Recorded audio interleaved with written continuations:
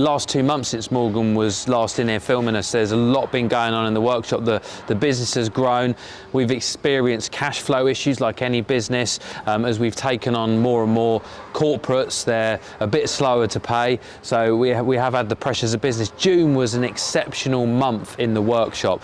We had so many vans coming in and out being fitted, but one of the problems was I had to get pulled into workshop work to get it done, so our sales have suffered. I mean, that's just something with small businesses and growth. Until I can get to a stage where I've got a sales guy on as well, there's always going to be those issues. So really my focus for July, which we're in now, we've just come into, is to really focus on sales.